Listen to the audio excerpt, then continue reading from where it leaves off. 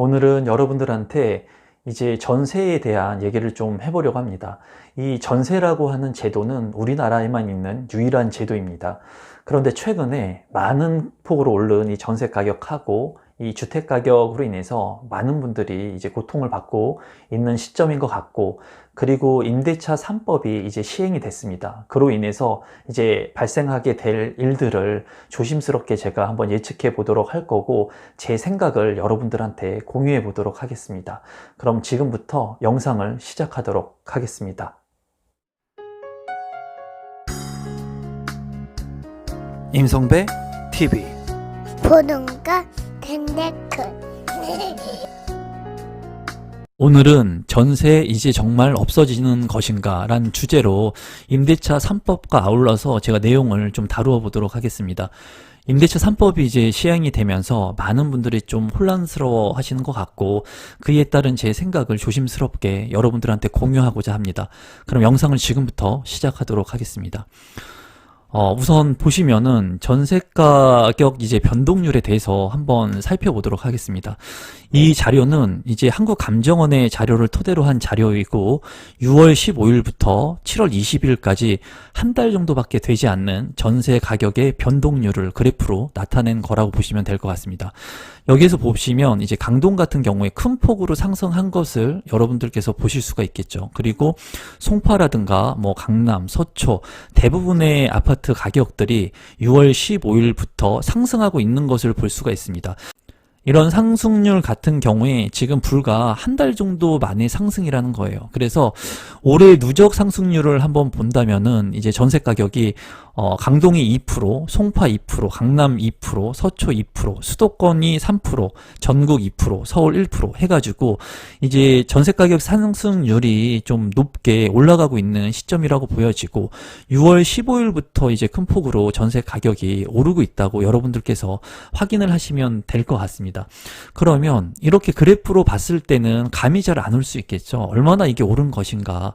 그래서 직접 아파트 가격의 전세 가격을 한번 본다면 이제 최근의 거래 가격이고, 그리고 30일 현재 7월 30일 현재의 호가 가격입니다. 이 자료는 서울시 부동산 정보광장하고 현지 중개업소의 자료를 토대로 해서 제공된 내용을 여러분들한테 말씀드리는 겁니다. 우선 송파구의 잠실동 엘스 같은 경우에 84제곱미터가 25일에 10억에 거래가 됐는데, 호가가 얼마 되지 않았는데 이제 10억 5천까지, 물론 거래가는 아닙니다. 하지만은 호가가 이렇게 올라갔다는 겁니다. 그리고 마포에 있는 아파트 같은 경우에도 8억 9천만 원에 21일에 최근에 거래가 됐다면, 이제 30일에는 10억으로 호가가 1억 원이 넘게 올라간 상황이에요. 그리고 강남에 있는 도곡동 도곡 레슬 같은 경우에도 이제 8억 7천만 원에서 11억까지 뭐 2, 3억 가량의 전세 가격이 큰 폭으로 상승을 했습니다. 성동구 같은 경우도 마찬가지로 1억 이상 가격이 상승을 했고요. 그리고 강동구 고덕동의 고덕 레미안 힐스테이트 같은 경우에도 이제 7억 9천에서 9억까지, 물론 호가이긴 하지만 가격이 큰 폭으로 올라갔다는 겁니다. 단기간에. 그래서 서울의 주요 아파트 전세 가격 현황을 봤을 때 이렇게 지금 현재 주요 아파트 전세 가격이 큰 폭으로 오르고 있는 것들을 이제 여러분들께서 보실 수가 있습니다. 그러면 왜 이렇게 전세 가격이 많이 오르고 있는 걸까요? 그것은 임대차 3법이라고 하는 것 때문에 전세 가격이 최근에 많이 오르고 있는 것이죠. 아마 많은 분들이 알고 계실 거라고 생각이 듭니다. 임대차 3법에 대해서, 개정안에 대해서 좀 간단히만 보시면 이 세 가지 아니라고 보시면 됩니다. 지금 현재 전월세 신고제, 그리고 전월세 상한제, 그리고 계약갱신 청구권제 해가지고 세 가지의 이제 주요 법안이 있는데, 이 두 가지가 이제 시행이 됐습니다. 시행이 됐고, 이 내용들에 대해서 여러분들이 이제 간단히 알고 계실 필요가 있으니까 살펴본다면, 전월세 신고제 같은 경우에 계약 후에 30일 내에 임대차 계약 내용을 신고해야 된다는 겁니다. 이것을 의무화해가지고 이제 탈세가 없이 하고 이런 거래의 투명성 확보를 하겠다는 게 이제 정부의 취지예요. 물론 당연히 이런 것들 것들은 필요하다고 생각을 합니다. 그리고 두 번째로 전월세 상한제는 계약 갱신 시 임대료를 5% 이내로 제한을 한다는 거예요. 그러니까 지금의 임대차 보호법에 의해서 전세 계약을 할 때는 2년이 지나게 됐을 때는 이제 그 시세에 준하게 계약을 할 수가 있습니다. 갱신을 할 수가 있는데 이제 전월세 상한제를 둠으로써 임차인의 권리를 보호한다는 겁니다. 그래서 5% 이내로 제한을 하고 지자체가 5% 안에서 그 상한을 정하면 그에 따른다는 거예요. 이 부분에 대해서는 뭐 말이 많죠. 이 5%가 뭐 임대인의 권리를 침해한다 라는 부분도 있고, 임차인들 입장에서는 뭐 굉장히 좋다, 5%씩 올려주니까, 이런 부분들의 얘기를 하고 있는데, 제 입장에서 봤을 때 이 상한율을 떠나서 임차인을 보호해 준다는 그런 취지는 일단 좋습니다. 하지만 이런 방법적인 측면에서는 문제가 좀 있어 보입니다. 그런 부분들에 대해서는 차후에 제 생각을 좀 공유하도록 하겠습니다. 세 번째로 이제 계약갱신 청구권은 기존 2년 계약이 끝나면 세입자가 추가로 2년 계약이 연장하게끔 한다는 거예요. 그래서 4년 동안의 주거권 안정을 주겠다는 겁니다. 정부에서. 하지만 집주인이나 직계 좀비속이 실거주를 할 경우에는 연장 거부가 가능하다는 겁니다. 제가 봤을 때 이 부분에 대해서는 많은 이제 논쟁거리가 향후에 발생을 할 것으로 보여져요. 이 집주인이 산다고 한 다음에 임차인을 이제 명도를 시키고 난 후에 집주인이 직접 살지 않을 수도 있겠죠. 그런 것들의 입증 책임은 이제 그런 것들을 손해배상을 청구하는 쪽에서 입증 책임을 해야 된다는 거죠. 임차인 쪽에서. 그래서 이런 부분들에 대한 논쟁거리 같은 것들이 좀 많이 발생할 수 있을 것으로 제 개인적으로는 생각을 합니다.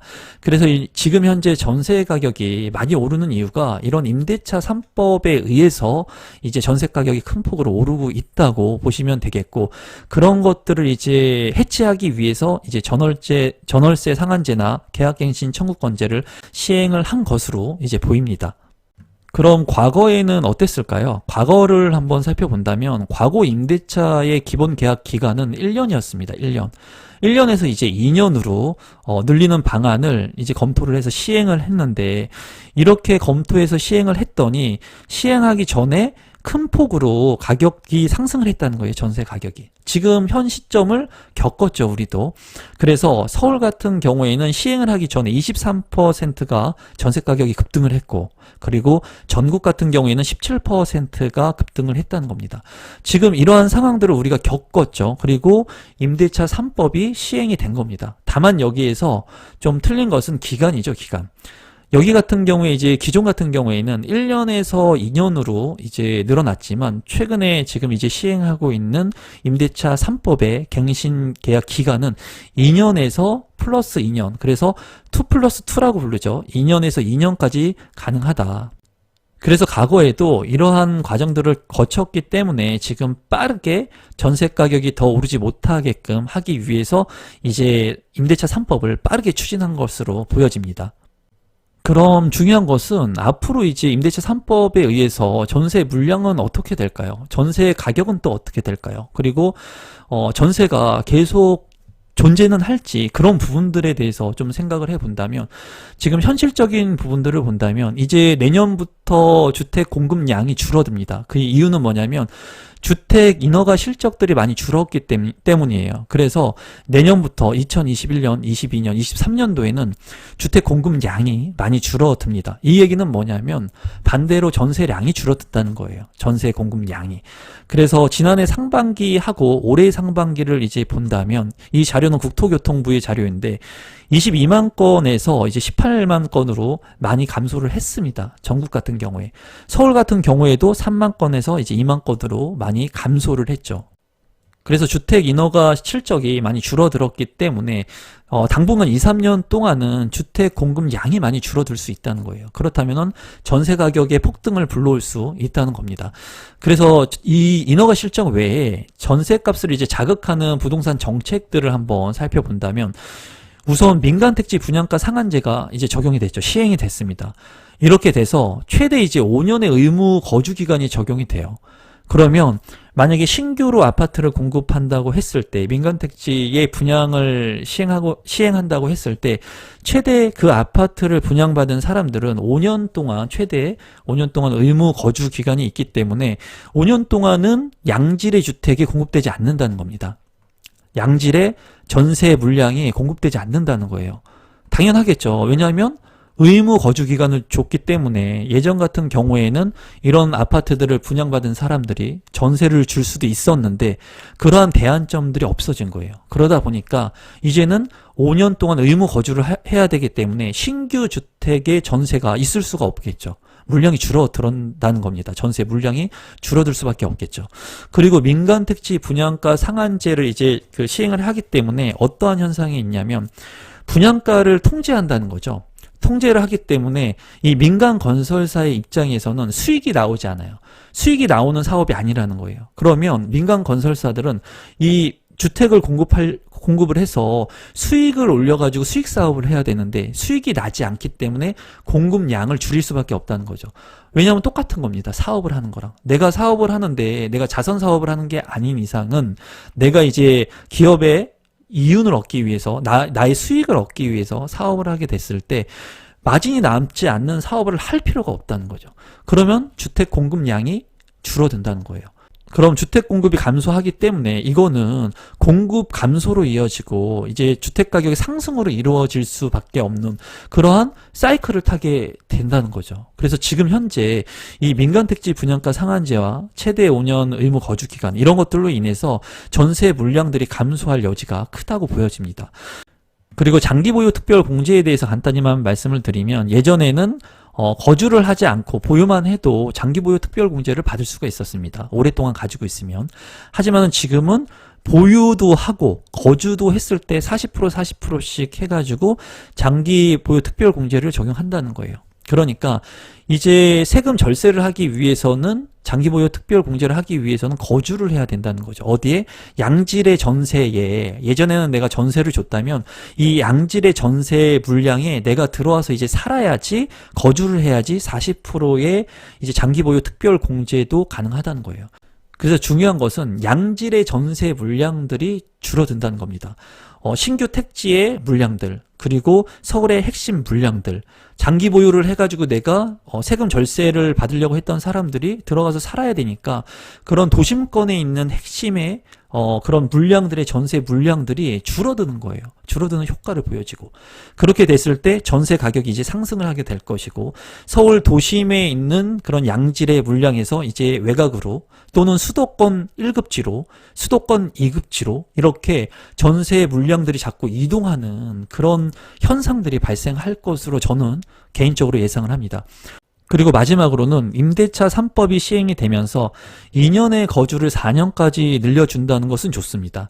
하지만은 이 4년 뒤가 왔을 때 과연 그러한 부분들을 어떻게 해결할 수 있을 거에 대한 그런 고민이 필요하다고 생각이 들어요. 그래서 지금 이 임대차 3법에는 보완 상황이 굉장히 많다고 제가 봤을 때는 생각이 들어요. 뭐 여러 가지가 있겠습니다. 그런 부분들에 대해서 이제 간단히 제가 말씀을 드려본다면 이제 임대인에 대한 인센티브에 대한 부분들 뭐 세금을 좀 절세해주는 부분이라든가 또 보유세를 좀 완화시켜주는 부분이라든가 이렇게 4년 동안의 갱신계약을 해주면 그만큼의 임대인한테도 혜택을 좀 줘야지 그러한 세금적인 부분들이나 이러한 불합리한 부분들이 임차인한테 전가가 안 된다는 거예요. 제가 봤을 때는. 그래야지 나중에 무분별하게 4년 뒤에 만약에 전세 가격을 큰 폭으로 상승하게 된다면 정말 4년 뒤에는 전세가 아예 없어질 수도 있고 그리고 향후에는 이런 것들을 월세로 전환하게 된다면 굉장히 불안정한 임차 시장이 올 수도 있다는 게 제 생각입니다. 그래서 마지막으로 전세가 그럼 정말 없어질 건가? 지금 봤을 때는 이런 상황으로 간다면 전세 물량들은 점점점 줄어들 거고 그리고 향후에는 이런 전세가 반전세나 월세로 바뀔 소지가 큽니다. 이제 제가 우리 18만 명의 저를 믿고 보시는 구독자분들한테 말씀드리고 싶은 거는 지금 많은 분들, 임차인 분들이 어떤 말씀을 많이 하시냐면 불안하다는 거예요. 불안하다. 내가 2년 살고 또 2년 연장할 수 있어서 무조건 좋다? 이런 분들은 많이 없어요. 2년 살고 2년 살아서 좋은데 4년 뒤는 어떻게 될까 불안하다. 그리고 지금 이렇게 이러한 막 찍어내기 식의 부동산 정책들이 불안하다. 이 부동산 시장이 불안하다는 거예요. 그래서 제가 지금 임차인으로 계신 우리 구독자분들이 있다면 지금 4년 동안의 기간을 연장해서 사는 거는 좋습니다. 좋은데 이 안에 무엇을 해야 되느냐? 내 집 마련을 해야 된다는 거예요. 이 안에 반드시 내 집 마련을 해야 된다는 거예요. 4년 뒤에 그 후폭풍이 왔을 때 전세 가격이 큰 폭으로 상승을 한다거나 아니면 양질의 전세 물량들이 없어서 내가 서울 도심에 살다가 외곽으로 나가게 되고 외곽에도 돈을 맞춰줄 수 없으면 수도권 1급지, 2급지 점점 밀려나서 결국에는 반전세로 가게 된다면 향후에는 내 집 마련이 정말 어려워질 수도 있습니다, 여러분. 그렇기 때문에 제가 말씀드리고 싶은 것은 이렇게 임대차 3법이 진행된다고 해서 임차인들 같은 경우에는 집값이 무조건 떨어질 테니까는 이제 좀 기다려보자 이런 생각은 옳지 않은 것 같고 4년 뒤에는 반드시 이거에 대한 반대 급부의 그런 상황들이 올 거라고 보여져요. 그리고 임대인 같은 경우에는 이 부분들을 빠져나가기 위한 합법적인 테두리 안에서 그러한 강구책들을 마련할 거예요.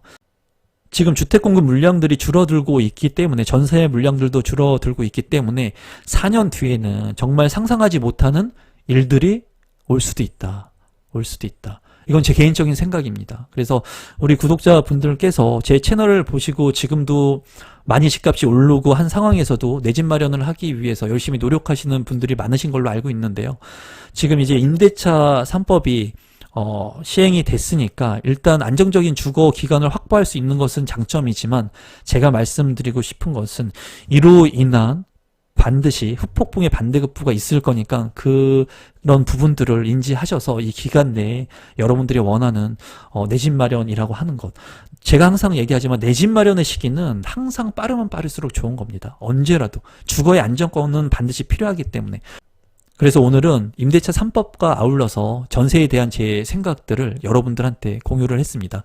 제 의견은 항상 얘기하지만 여러분들이 참고하시면 될 것 같아요. 그리고 항상 제 영상을 믿고 봐주셔서 항상 감사드립니다, 구독자분들께. 그리고 오늘 제 영상이 처음이신 분들은 이 영상이 도움이 되셨다면 구독 버튼, 좋아요 버튼 눌러주시면 제가 이러한 영상들을 만드는데 정말 큰 힘이 됩니다. 그리고 알람 설정 해 놓으시면 제 영상을 빠르게 받아보실 수 있습니다. 그럼 오늘 영상은 이것으로 마무리 짓도록 하겠습니다. 감사합니다, 여러분.